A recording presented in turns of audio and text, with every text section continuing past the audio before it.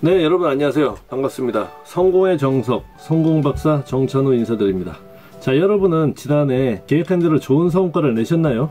네, 수많은 사업체 대표들에게 물어본 바에 의하면 만족스러운 결과를 냈다고 답변한 사람은 20-20%도 채 되지 않았습니다. 자, 그런데 왜 그렇게 되지 않았는지 또 역시 물어봤습니다. 그랬더니 목표가 너무 컸다, 의지가 약했다, 상황이 바뀌었다, 시간이 모자랐다 등등 많은 변명거리를 쏟아냈습니다. 그리고 많은 분들은 이런 얘기를 합니다. 자, 우리가 목표도 잘 세웠고 계획도 잘 세웠는데 실행을 제대로 못해서 우리가 성과 달성을 좀 못했다 라는 식으로 실행의 탓으로 성과 달성이 안 된 궁극적인 원인을 자꾸 돌리는 것을 전 발견했습니다. 근데 저는 성과 달성을 위한 첫 번째 단추는 목표 설정이다. 그런데 그 목표 설정부터 잘못돼서 확률이 가장 크다라고 말씀을 드립니다. 자, 계획, 목표 달성에 실패하신 분들께 물어봅니다. 목표가 뭐였는지 기억을 하십니까? 하고 물어봅니다. 그러면 그분들이 답변을 하실 수가 있었을까요? 거의 95% 아니 99% 이상 목표가 무엇이었는지 기억을 하지 못하고 있다 라고 답변을 합니다. 자, 상식적으로 생각을 해봐도 목표가 뭔지 기억을 못하는데 목표를 달성할 확률이 얼마나 될까요? 물론 우연히 사업이 잘 돼서 달성할 수도 있겠습니다만은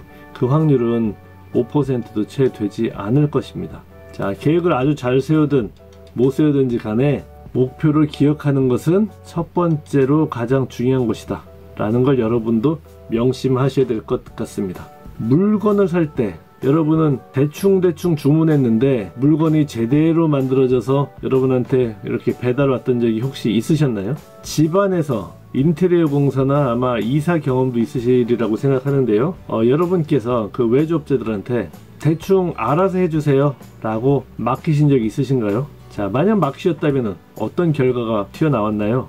아마 여러분이 그런 식으로 맡기셨다면 맡기신 다음에 결과를 보고 엄청나게 크게 후회를 하셨을 겁니다. 왜 그러냐고요? 자, 여러분이 인테리어 공사나 또는 이사 갈 때 여러분이 그런 식으로 대충 알아서 해주세요 라고 맡기신 적이 있었다면 뼈저리게 후회하셨을 겁니다. 자, 알아서 하라고 업자들에게 얘기하면 업자들은 정말 알아서 본인의 편의에 맞게 진행을 하는 것이 그들의 스타일이기 때문에 그런 것 같습니다. 우리의 목표는 우리의 주문이라고 생각을 하겠습니다. 그리고 우리의 몸은 좀 상당히 피동적인, 잘 시켜야지만 움직이는 외주업체라고 생각을 하시면 상당히 비슷합니다. 자, 외주업체에서 제대로 실행하게 하려면 여러분이 꼼꼼하게 주문을 하셔야 되듯이 여러분의 몸이 제대로 행동하게 하려면 목표를 꼼꼼하게 만들어 주셔야 합니다. 그렇다면 목표를 구체적으로 어떻게 만들어야 할지 한번 얘기를 나눠보도록 하겠습니다. 목표는 완료 여부가 아주 명확하게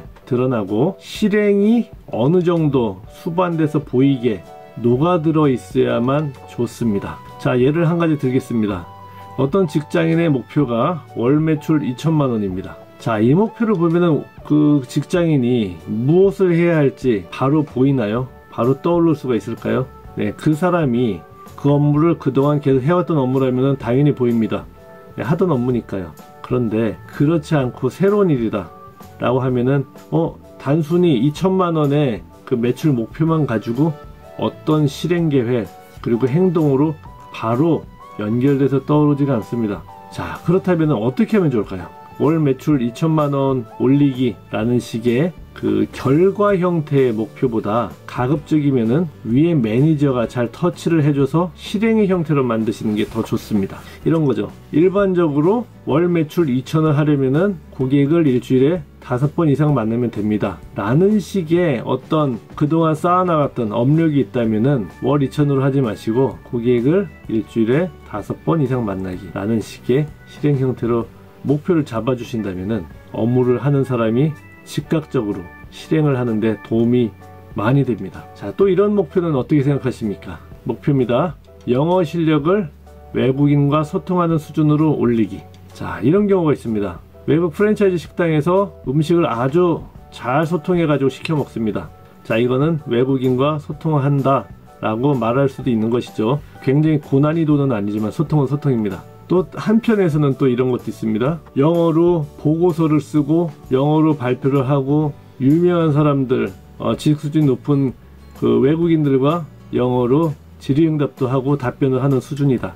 어떤 사람은 이 정도 수준은 돼야지 소통을 하지 않느냐라고 이야기도 합니다. 자, 어떻게 생각하십니까? 아까 목표는 영어 실력을 외국인과 소통할 정도로 늘린다고 했습니다. 그런데 그 목표를 판단하는 기준이 사람에 따라 다 다른 거죠. 자, 이런 목표는 좋지를 않고요. 만약 목표를 세울 때 이런 목표에 대한 자세한 설명까지 붙일 수 있다 라면은 꼭 붙이셔야지만 하는 그런 목표입니다. 저 같으면 두리뭉실한 목표를 만드는 것보다 그냥 차라리 영어학원 3개월 다니기 또는 토익 800점 넘게 맞기, 이런 식으로 깔끔하게 실행이 보이는, 그리고 달성 여부가 명확한 그런 것을 목표로 삼겠습니다. 자, 목표를 세우긴 세웠는데 어디에 적었는지 잘 모르겠다고, 앞으로도 어디에 적을지 모르겠다고 하시는 분들이 의외로 많습니다. 자, 저는 여러분께 앞으로 여러분의 생활 그리고 업무를 정리할 수 있는 플래너 또는 일지를 사용하시기를 강하게 권장드리고 싶습니다. 제 경험상 이런 것들을 쓰는 것과 안 쓰는 것은 엄청난 차이가 있기 때문입니다. 있는 걸 저는 목격을 했기 때문에 그렇습니다. 그러한 플래너를 만약 쓰신다면 맨 앞쪽에 여러분이 생각하는 올해의 목표를 몇 가지 명확하게 적으실 수가 있고요. 수시로 체크를 하실 수가 있습니다. 그것을 직접 실행을 하신다면 목표가 정말 점점 이루어지고 있음을 느끼실 수가 있을 것입니다. 자, 현재의 상황을 개선하고 싶으시면 제일 처음에 하실 게 뭐죠? 네, 현황 파악입니다. 그 다음에 목표를 세웁니다. 현재보다 어느 정도 수준으로 개선하겠다. 그 다음에 뭐죠? 열심히 노력을 합니다. 열심히 노력을 하고 나서 수준이 올랐을 때 실제 목표했던 수치와 비교를 하죠. 그래서 달성 여부를 체크합니다. 자, 이렇게 측정이 가능해야 되는데 경영혁신 분야에서 가장 잘 쓰는 말 중에 이런 것이 있습니다. 측정할 수 없으면 개선할 수 없다. 자, 여러분의 목표가 수치적으로 명확하게 측정될 수 있는지 없는지를 검토해 보시고, 혹시 그렇지 않다면은 모두 수치화시켜서 관리를 하시는 게 좋습니다. 자, 이제까지 예로 몇 가지 설명드렸으니 목표 설정에 대한 감이 오셨으리라 생각합니다. 이제 오늘 다룬 내용을 살짝 요약해 보겠습니다. 연간 목표는 두리뭉실하지 않고 명확하게 만든다. 그리고 꼭 수치화시킨다. 그리고 실현 가능한 목표를 만든다. 그리고 목표를 적어두는 곳을 마련한다. 예를 들면은 플래너 또는 다이어리 같은 곳. 그리고 마지막으로 목표를 기억한다. 네, 이 5가지를 기억해 두시면은 여러분이 목표를 설정하시고 목표를 달성해서 성과를 내시는데 큰 도움이 되시리라 생각합니다. 자, 이제 여러분은 목표 설정, 실행에 대해서 완벽하지는 않지만 많이 명확해지셨을 것입니다. 자, 이렇게 듣고만 끝내지 마시고요. 이 강의를 마친 다음에 바로 실행해 보시기를 권장드립니다. 네, 오늘은 여기서 마치겠습니다. 다음 시간에 뵙겠습니다. 그리고 좋아요, 구독 잊지 마시기 바랍니다. 주변에도 알려주시면 좋겠죠. 네, 그럼 즐거운 하루 되시기 바랍니다. 감사합니다.